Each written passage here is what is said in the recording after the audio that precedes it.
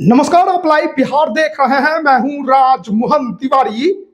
देखिए, भारतीय जनता पार्टी खेमे से बड़ी खबर निकलकर सामने आई जब बिहार सरकार के मंत्री बांकीपुर से विधायक नितिन नवीन को राष्ट्रीय कार्यकारी अध्यक्ष भारतीय जनता पार्टी का बनाया गया।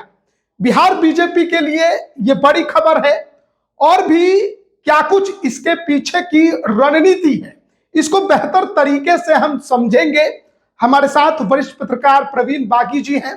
कैसे देख रहे हैं नितिन नवीन, एक युवा चेहरे को इतनी बड़ी जिम्मेदारी देना, और वो भी बिहार के नेता को? ये पहली बार है कि बिहार का कोई नेता भाजपा में राष्ट्रीय अध्यक्ष तक पहुंचा है। हालांकि अभी वो कार्यकारी अध्यक्ष हैं, मगर इस बात की पूरी संभावना है कि जब राष्ट्रीय अध्यक्ष चुनने की बारी आएगी तो इनको राष्ट्रीय अध्यक्ष बनाया जाएगा। मगर फिलहाल वो राष्ट्रीय कार्यकारी अध्यक्ष के रूप में काम करेंगे। आज गए हैं दिल्ली और वहाँ कार्यभार अभी संभालेंगे अध्यक्ष का, और फिर आगे काम करेंगे। तो भाजपा ऐसे ही चौंकाते रहती है। नरेंद्र मोदी की भाजपा जब से बनी है तब से भाजपा ऐसे ऐसे फैसले लेती है जिसकी कल्पना किसी को नहीं होती। अचानक कुछ ऐसी घोषणा होगी कि सब लोग एकदम हैरान, परेशान, चकित हो जाते हैं। उसी तरह की घोषणा नितिन नवीन को कार्यकारी अध्यक्ष बनाए जाने की घोषणा है। वो कल अपने विधानसभा क्षेत्र में कार्यकर्ता सम्मान समारोह कर रहे थे कि चुनाव में जिन कार्यकर्ताओं की बदौलत उन्हें जीत मिली, जिन लोगों ने कठोर परिश्रम किया, उनको वो सम्मानित कर रहे थे। और वो कार्यक्रम खत्म हुआ ही था कि तुरंत ये खबर फ्लैश हुई कि उन्हें राष्ट्रीय कार्यकारी अध्यक्ष बनाया गया है। लोग उनके घर पर जुटने जमा होने लगे, फिर वो पार्टी ऑफिस आए और फिर पार्टी का जो सब ये हुआ वो सबने देखा है, ये सब मीडिया में आ चुका है। मगर इसके पीछे जो है, एक तो कि नितिन नवीन के जीवन में जो कुछ भी होता है वो अचानक होता है। अच्छा, ये राजनीति में भी आए तो अचानक आए। राजनीति में आने की उनकी इच्छा नहीं थी, मगर उनके पिताजी की असामयिक मौत हो गई, निधन हो गया। वो समय विधायक थे भारतीय जनता पार्टी के, तो उनकी जगह पर पार्टी ने इनको टिकट दे दिया। उस समय ये विद्यार्थी थे, पढ़ाई ही कर रहे थे, मगर इनको टिकट दे दिया। उस समय 25 वर्ष इनकी उम्र थी, 25 या 26 वर्ष, और ये विधायक बन गए। बांकीपुर उस समय हुआ करता था, जो आज बांकीपुर है, उस समय पटना सेंट्रल वो हुआ करता था, पटना पश्चिम विधानसभा क्षेत्र था। तो वहां से वो विधायक बने, फिर लगातार उस क्षेत्र से बनते गए। ये 5वीं बार विधायक बने, कभी हारे ही नहीं। कभी हारे नहीं। इनके पिताजी नवीन किशोर प्रसाद सिन्हा वो जेपी आंदोलन के बड़े नेता थे, और उनका सभी पार्टियों के नेताओं से बड़ा बढ़िया संबंध था। और ठीक उनका गुण नितिन नवीन में भी आया, जैसे पिता वैसे पुत्र, और उनका बड़ा सम्मान था। वो भी कभी हारे नहीं, और उनकी खासियत ये रही कि हर चुनाव में उनके जीत का फासला बढ़ता जाता था, इतने लोकप्रिय थे। और वो सहज सुलभ रहते थे। ऐसे बहुत कम नेता होते हैं जो सत्ता में हो या सत्ता से बाहर हो, उनके स्वभाव में कोई परिवर्तन नहीं आता। वो नितिन नवीन के पिताजी नवीन किशोर प्रसाद सिन्हा में भी था वो गुण, और वही गुण नितिन नवीन में भी है। चाहे वो विधायक रहे हो या मंत्री बने या पार्टी के राष्ट्रीय कार्यकारी अध्यक्ष बन गए हो, उनका स्वभाव बिल्कुल वही है। वो खुद को कार्यकर्ता मानते ही नहीं है, व्यवहार में उसको परिलक्षित भी करते हैं। उनसे मिलना बहुत आसान है। अगर घर पर हैं तो कोई भी जाकर के उनसे मिल सकता है, कोई पैरवी नहीं, कोई उसके लिए अपॉइंटमेंट लेने की जरूरत नहीं होती है, सहज उपलब्ध होते हैं और अपना फोन खुद उठाते हैं। बिहार में या देश में बहुत कम ऐसे नेता हैं जो मंत्री होने के बाद भी अपना फोन खुद रिसीव करते हैं। तो ये सब जो खासियत है वो उनको विशिष्ट बनाती है, और यही वजह है कि वो पार्टी के राष्ट्रीय नेतृत्व की नजरों में उनका नाम लगातार रहा है। और संगठन के मामले में वो माहिर माने जाते हैं। छत्तीसगढ़ में जहाँ भूपेश बघेल, कांग्रेस की सरकार थी, मुख्यमंत्री थे भूपेश बघेल, तो वहाँ चुनाव के पहले इनको प्रभारी बना करके भेजा गया। और वहाँ उन्होंने इतनी मेहनत की और गांव-गांव घूम करके संगठन को इतना एनर्जाइज कर दिया कि वहाँ बीजेपी की सरकार बन गई। फिर सिक्किम में भी, उसके पहले सिक्किम में भी ये प्रभारी थे, वहां भी पार्टी की सरकार बनी, जबकि वहां क्षेत्रीय पार्टी थी, उसकी 20-25 साल से सरकार थी। नर बहादुर भंडारी और उसके बाद फिर उनके उत्तराधिकारी थे, उनकी सरकार बनती थी वहां। मगर जब ये प्रभारी बने तो वहां भाजपा चुनाव जीत करके आई और सरकार बन गई। तो ये चीजें उनके प्लस पॉइंट रहा ये सब उनके लिए। और अभी खास करके इस चुनाव में बंगाल निशाने पर है, भारतीय जनता पार्टी के निशाने पर बंगाल है, क्योंकि बंगाल बड़ी चुनौती है बीजेपी के लिए। जिस तरह से वहां भाजपा कार्यकर्ताओं का दमन हो रहा है, उनकी हत्याएं हो रही हैं, हिंदुओं को वहां प्रताड़ित किया जा रहा है, वहां महिलाओं की इज्जत लूटी जा रही है, और वो सब टीएमसी के समर्थित गुंडे कर रहे हैं। ऐसा ये आरोप और जांच समितियों की रिपोर्ट में ये सब चीजें आई हैं। लोग पकड़े भी गए, केस मुकदमा भी चल रहा है, मगर वो सरकार के संरक्षण में वहां इस तरह की अराजक स्थिति बनी हुई है। तो भाजपा चाहती है कि वहां अपनी सरकार बने, पार्टी की सरकार बने, और उसके लिए वो लगातार कोशिश कर रही है। पार्टी की ताकत बढ़ी भी है। तो अभी उसके ध्यान में, बीजेपी के ध्यान में पश्चिम बंगाल है, और पश्चिम बंगाल में भद्र लोग करके, माने विद्वत मंडली जिसको आप कह सकते हैं, बंगाल में उसको भद्र लोग कहा जाता है। उस भद्र लोग में पढ़े लिखे बुद्धिजीवी समाज के लोग होते हैं, और वो राजनीति में तो सक्रिय बहुत नहीं होते हैं, मगर हवा बनाने में, फिया बनाने में उनकी बहुत महत्वपूर्ण भूमिका होती है। वो उनका झुकाव जिस ओर हो जाता है, वहां सरकार उसकी बन जाती है, भद्र लोग की। तो भद्र लोग में ज्यादा प्रभुत्व जो है वो कायस्थों का और ब्राह्मणों का है। दूसरी जातियों के लोग भी हैं, मगर प्रमुखता इन्हीं दो जातियों की है। तो नितिन नवीन कायस्थ समाज से आते हैं, और वो बिहार में ऐसे भी कायस्थ नाराज चल रहे थे बीजेपी से, क्योंकि टिकट काट दिया गया दीघा से, जो विधायक थे अरुण सिन्हा, कुम्हरार से, कुम्हरार से, और फिर नरकटियागंज से रश्मि वर्मा थी, उनका भी टिकट काट दिया गया, और बदले में दूसरी जाति के उम्मीदवारों को वहां खड़ा किया गया। तो इससे कायस्थों में नाराजगी थी, उन्हें लग रहा था कि हमारी उपेक्षा हो रही है, हमको कमतर आंका जा रहा है। और कायस्थ बिल्कुल डेडिकेटेड समाज है, बीजेपी का वोटर है। और आज से नहीं, जनसंघ के जमाने से, जब दिया छाप पर जनसंघ चुनाव लड़ता था, तब से वो उसके प्रति समर्पित भाव से वोट देता रहा है। पहले अच्छी संख्या भी थी, प्रभुत्व था पार्टी में उन लोगों का, कायस्थों का, मगर धीरे धीरे वो कम होता गया। तो और जो भी उस कम में भी जो लोग थे, उनका भी टिकट काट दिया गया, इससे बहुत नाराजगी थी। तो उस नाराजगी को कम करने के लिए, और फिर बंगाल के भद्र लोग को साधने के लिए, ये दो निशाने साधे गए नितिन नवीन को अध्यक्ष बना करके। और अब आप तय मानिए कि उनका पश्चिम बंगाल में बहुत फ्रिक्वेंटली दौरा होगा, सभाएं होंगी, गोष्ठियां होंगी, और भद्र समाज को उनके जरिए आकर्षित किया जाएगा। और मंगल पांडे जो बिहार के स्वास्थ्य मंत्री हैं, वो वहाँ चुनाव प्रभारी हैं पश्चिम बंगाल के, कोई ये ब्राह्मण चेहरा। और जो पश्चिम बंगाल भाजपा के नेता हैं शुभेंदु अधिकारी, जो विधानसभा में विपक्ष के भी नेता हैं वहाँ, हालांकि वो टीएमसी से आए हैं भाजपा में, मगर वहाँ बहुत ताकतवर हैं, वो भी ब्राह्मण हैं। तो इस तरह से ये कायस्थ और ब्राह्मण का कॉम्बिनेशन बना करके भाजपा वहाँ भद्र लोग को अपने साथ जोड़ना चाहती है, और भद्र लोग जिधर मूव करेगा, आप तय मानिए कि वहां सरकार उसकी बनती है। तो ये इतने सारे निशाने एक साथ साधे जाएंगे। अच्छा, बहुत से सवाल उठ रहे हैं नितिन नवीन को कार्यकारी अध्यक्ष बनाने को लेकर। कई जो विपक्षी पार्टियां हैं वो कह रही कि ये किस प्रक्रिया के तहत बनाया गया, इसके बारे में थोड़ा जानकारी बीजेपी दे दे।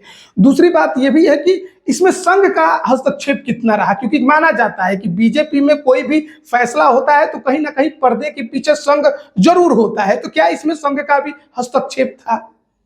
देखिए, इसमें तो संघ के जो प्रमुख हैं मोहन भागवत, वो बार बार कह चुके हैं। अभी हाल ही में पूछा गया था उनसे, किसी कार्यक्रम में पत्रकारों ने पूछा कि भाजपा का अध्यक्ष चुनने में इतनी देर क्यों हो रही है, तो उनका जवाब था कि अगर मुझे बनाना होता तो अब तक बन गया होता। अच्छा, तो इस जवाब से साफ है कि उसमें संघ का कोई हस्तक्षेप नहीं होता। ये एक राष्ट्रीय विचार को लेकर के चलने वाले संगठन है, बस इतना ही भर रिश्ता है कि वो भी चाहते हैं कि भारत सफलता के शिखर पर पहुंचे, फिर से विश्व गुरु बने, भाजपा भी वही चाहती है, उसी के लिए काम लेकिन करती है और संगठन ये बात तो माना जाता है कि बीजेपी को चुनाव में मदद तो संघ पूरी तरह से करता है। जो समान विचार के लोग हैं तो वो चाहेंगे कि हमारे समर्थक जीत करके आएंगे। और ये भी देखा जाता है कि बीजेपी में जो बड़े स्तर पर जो भी नेता हैं वो कहीं ना कहीं संघ से जुड़े ही हुए हैं। बिल्कुल, क्योंकि जो संघ से निकल करके आएगा या संघ का स्वयंसेवक होगा वो दूसरी पार्टियों में फिट नहीं बैठ सकता, क्योंकि उसकी विचारधारा ऐसी होती है कि दूसरी पार्टियों के विचारधारा से वो मेल नहीं खाती है। उनके लिए भाजपा और संघ दोनों का कहना है कि नेशन फर्स्ट, पहले देश तब फिर समाज, संगठन और बाकी चीजें। तो इसलिए इस विचार को लेकर के जो भी संगठन चलेगा, काम करेगा, उसके साथ स्वाभाविक उनकी दोस्ती होगी, उनके साथ सहयोग का रिश्ता बनेगा। तो उतना ही भर रिश्ता है और जहां जरूरत पड़ती है दोनों एक दूसरे की मदद करते हैं, परामर्श करते हैं, राय विचार करते हैं, चूंकि एक ही विचारधारा तो एक ही है दोनों की। तो इसलिए, और नितिन नवीन कोई संघ के प्रशिक्षित स्वयंसेवक नहीं है, संघ से जरूर जुड़ाव रहा है, लगाव रहा है, क्योंकि पिताजी उनके संघ के स्वयंसेवक थे। विद्यार्थी परिषद के कार्यक्रमों में नितिन नवीन का भी छात्र जीवन में आना जाना रहता था। तो ये इस फैसले से संघ खुश होगा कि नहीं, बस हम ये जानना चाह रहे हैं। नहीं, बिल्कुल संघ क्यों नहीं खुश होगा। बीजेपी ने एक अच्छे नौजवान तेज तर्रार नेता को अपना अध्यक्ष चुना है, तो इसमें संघ को क्या आपत्ति होगी? बिल्कुल नहीं। और मंत्री, और वो भी पथ निर्माण, भवन निर्माण जैसे विभाग, नगर विकास जैसे विभाग का मंत्री होने के बावजूद नितिन नवीन पर आज तक कोई आरोप नहीं लगा। तो ये बड़ी बात है। आज तो मुखिया कोई चुनाव जीत जाता है तो उस पर तुरंत आरोप लगने लगते हैं कि भ्रष्टाचार किया, ऐसे कमाया, वैसे कमाया। मगर 2021 से नितिन नवीन मंत्री रहे हैं और अब तक कोई आरोप नहीं लगा और सहज सुलभ कोई उनके लाइफ स्टाइल में कोई चेंज नहीं आया। बहुत जगह सोशल मीडिया पर या बहुत से ऐसे राजनीतिक पंडित हैं जो ये कहते थे कि संघ और मोदी और शाह के बीच में मतभेद की वजह से अभी तक कार्य अध्यक्ष का चुनाव नहीं हो पा रहा है, संघ किसी और को चाहता है, मोदी शाह किसी और को चाहते हैं। ये जो चर्चा है इसको आप कैसे देखते हैं? ये हो सकता है कि उनकी मोहन भागवत से या अमित शाह से, नरेंद्र मोदी से सीधी बातचीत होती है तो वो ऐसी बातें कह रहे हैं। मेरी तो उनसे कोई सीधी बातचीत होती नहीं, ना कोई मेरी उतनी पहुंच है, ना संपर्क है कि मैं उनसे पूछ सकूं कि भाई आप लोगों में मतभेद है, क्यों नहीं हो रहा है। तो इसलिए मैं इस बारे में नहीं कुछ कह सकता। मगर जो मेरे पास जो जानकारी है और जो मैंने इतने दिनों का जो अनुभव देखा है, इन पार्टी के संगठन का कामकाज का तौर तरीका जो देखा है मैंने, तो उसमें ये एक दूसरे के काम में बिल्कुल हस्तक्षेप नहीं करते हैं, मगर ये जरूर ध्यान रखते हैं कि हमारी जो विचारधारा है, जिसके लिए हम काम कर रहे हैं, उस विचारधारा के खिलाफ हम न जाएं। कोई हमारा काम ऐसा ना हो जिससे उस विचारधारा को धक्का लगे, उसकी छवि पर आ जाए, ये ध्येय होता है। अच्छा, ये जो विपक्ष का जो आरोप है कि ये कौन से लोकतांत्रिक प्रक्रिया के तहत नितिन नवीन जी का चुनाव हुआ, किस लोकतांत्रिक प्रक्रिया के तहत ये कार्यकारी अध्यक्ष की कुर्सी पर बैठे, जो दूसरों पर आरोप लगाते हैं परिवारवाद का, ये सब का, इसको आप कैसे देखते हैं? ये तो इसका जवाब तो भाजपा के नेता ही दे सकते हैं बेहतर तरीके से कि क्या होगा। मगर ये देखना महत्वपूर्ण है कि मेरी जानकारी में तो अब तक ऐसा नहीं रहा है, मगर नितिन नवीन के केस में ऐसा हुआ कि अध्यक्ष बनने के बाद विरोधी दलों के नेता भी उनको बधाई दे रहे हैं और उनकी तारीफ कर रहे हैं। अब तक किसी विपक्ष के बड़े नेता ने उनकी आलोचना नहीं की। नहीं, नितिन नवीन की आलोचना नहीं की, लेकिन जिस तरीके से बनाया गया उस पर बनाया गया वो तो बिल्कुल वैध तरीके से बनाया गया। संसदीय बोर्ड की बैठक हुई। संसदीय बोर्ड सबसे पावरफुल संगठन है मंच है पार्टी का, और संसदीय बोर्ड ने इनके नाम का चयन किया और उसकी आधिकारिक घोषणा की। अब फिर जब वो अध्यक्ष बनाना होगा तो उसकी भी एक प्रक्रिया तय है, उस प्रक्रिया के तहत अध्यक्ष बनेंगे। जैसे बहुत लोग ये कहते हैं कि बीजेपी के अंदर वही होता है जो मोदी शाह चाहते हैं, उन लोग को हमेशा एक कठपुतली चाहिए। पहले जेपी नड्डा जी थे, अब नितिन नवीन जी मिल गए। तो मोदी और शाह के पहले पार्टी में कौन थे? मोदी और शाह ने मिलकर तो भाजपा नहीं बनाया। बिल्कुल नहीं। भाजपा तो जनसंघ के जमाने से चली आ रही है, 1950 से चली आ रही है पार्टी। तो ये कहना कि इन लोगों के जो देखिए नेता जो होता है, जो पार्टी को लीड करता है, तो वो अपने हिसाब से पार्टी को आगे ले जाता है। और ये जरूर है कि सहयोगियों की उसमें भूमिका होती है, सबसे परामर्श करके सबसे राय लेकर के वो नीतियां तय होती हैं और उस हिसाब से पार्टी काम करती है। तो कोई भी नेता हो, अब नितिन नवीन कल राष्ट्रीय अध्यक्ष हो जाएंगे तो ये कहा जाएगा कि नितिन नवीन की पार्टी है, कोई तीसरा आ जाएगा किसी दिन तो फिर कहा जाएगा कि उनकी पार्टी है। तो जो अध्यक्ष होता है वही लीड करता है, या जो प्रधानमंत्री होता है, पार्टी और का फेस और देश का फेस वही होता है। तो ये इसमें शिकवा शिकायत की कोई बात नहीं है, जो अध्यक्ष होगा या जो प्रधानमंत्री होगा नेता वही। अब नितिन नवीन के कार्यशैली को आप कैसे देखते हैं, क्योंकि बिहार सरकार में भी मंत्री हैं, तो अब एक चर्चा तो ये भी चल रही है कि हो सकता है कि अब मंत्री का पद छोड़े और संगठन को आगे बढ़ाने में वो अब दिल्ली में ही ज्यादा समय दें। नहीं, मंत्री का पद तो छोड़ना ही होगा, मंत्री का पद तो छोड़ेंगे ही वो, क्योंकि भाजपा में एक व्यक्ति एक पद का सिद्धांत है, तो वो पद छोड़ेंगे। हो सकता है दिल्ली से आते ही इस्तीफा दे दें और फिर किसी दूसरे को बनाया जाए, तो क्योंकि उनको तो अब समय मिलेगा नहीं सरकार में कई 5-5 राज्यों में भी चुनाव होने वाले हैं, तो उनका पूरा समय उधर ही जाएगा, तो वो उधर ही जाएंगे। और इसमें एक और महत्वपूर्ण संदेश छिपा हुआ है नितिन नवीन को अध्यक्ष बनाने में, वो है बिहार के मुख्यमंत्री नीतीश कुमार की। अच्छा, कि नए लोगों को आगे लाइए, ये नीतीश कुमार जी के लिए संदेश है इसमें कि नए लोगों को आगे लाइए। क्योंकि आप देखिए जो मंत्रिमंडल अभी बना है उसमें कई बहुत पुराने लोग हैं, तो उनकी जगह पर नए लोगों को मौका मिलना चाहिए। ये पार्टी ने बिना कोई स्टेटमेंट जारी किए अपने एक्शन से ये संदेश दे दिया है। अब ये जदयू के लोग समझेंगे, हालांकि संजय झा ने तो बहुत स्वागत। अच्छा, ये क्या नितिन नवीन आपको आगे भी विधायक कहीं पद पर कार्य करते नजर आएंगे, या हो सकता है कि इनको राज्यसभा भेजा जाए, क्योंकि दिल्ली में रहेंगे, बिहार में तो बहुत कम समय दे पाएंगे? नहीं, अभी तो चुनाव ही हुआ है, 5 साल उनका पूरा कार्यकाल बचा हुआ है, तो विधायक रहते हुए काम करने में कोई दिक्कत नहीं होगा। तो 3-4 सेशन होते हैं साल में, 3 सेशन, तो सेशन क्षेत्र भ्रमण तो उनका कम हो जाएगा।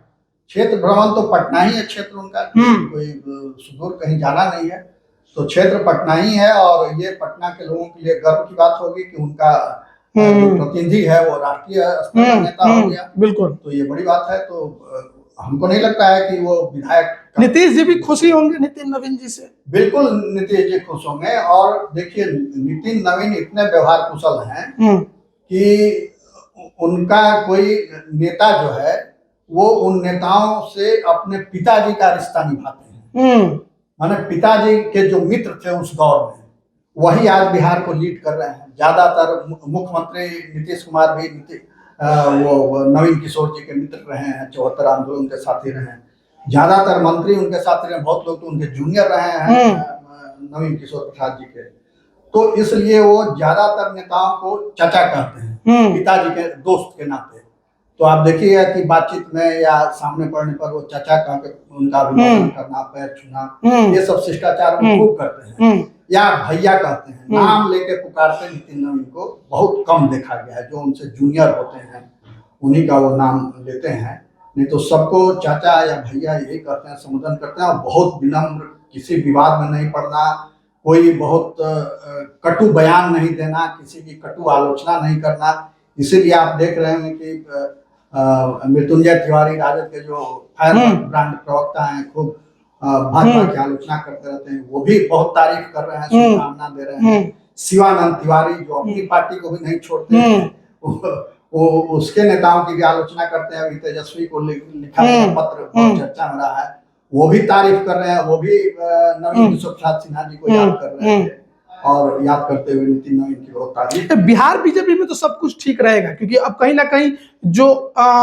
बॉस वाली कुर्सी है अब उस पर नितिन नवीन है, तो क्या बिहार बीजेपी में तो सब कुछ ठीक रहेगा? बिहार बीजेपी में जो गड़बड़ भी है वो भी ठीक हो जाएगा। अब हो जाएगा, क्योंकि नितिन नवीन ने कभी कोई गुट नहीं बनाया या किसी गुट के मेंबर नहीं बने। हर पार्टी में होता है कि एक गुट होता है, वो उनके ज्यादा करीब, वो बिहार बीजेपी में भी देखने को मिला है। मगर नितिन नवीन इन सबसे ऊपर है, अलग है। वो किसी गुट में नहीं है, मगर सभी गुटों में है, सबके हैं, साथ रहते हैं वो।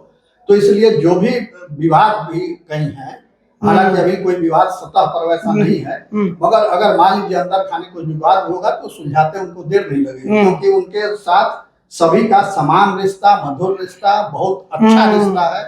तो वो सब कुछ बहुत आसानी से डील कर लेंगे, इससे उनको बहुत मदद मिलेगी और भाजपा एक नया अध्याय लिखेगी अगर उनके नेतृत्व में बंगाल चुनाव जीत जाती है पार्टी। बिल्कुल। तो ये तो एक ऐतिहासिक उपलब्धि होगी। बंगाल की सफलता दिल्ली की सफलता से भी बड़ी सफलता होगी। तो इसलिए नितिन नवीन के सामने अभी पूरा आकाश है, चुनौती भी बड़ी है। चुनौती भी बड़ी है, बिल्कुल चुनौती बड़ी है और उस चुनौती में वो सफल होंगे क्योंकि अब तक का उनका जो ट्रैक रिकॉर्ड है वो यही बताता है कि वो चुनौतियों पर विजय पाते हैं और आगे बढ़ते जाते हैं। तो हम लोग बातचीत कर रहे थे जिस प्रकार से बिहार के मंत्री बिहार सरकार में पथ निर्माण विभाग संभाल रहे बांकीपुर से विधायक नितिन नवीन को भारतीय जनता पार्टी ने राष्ट्रीय कार्यकारी अध्यक्ष बनाया है। चुनौतियां उनके सामने बड़ी हैं, एक युवा चेहरे हैं, अब राष्ट्रीय फलक पर नजर आएंगे। बिहार के लिए भी बड़ी बात है, पटना वासियों के लिए भी बड़ी बात है। अब देखना है कि नितिन नवीन के कार्यकाल में बीजेपी किन ऊंचाइयों को छूती है। बने रहिएगा हमारे साथ। आप सभी का बहुत बहुत धन्यवाद।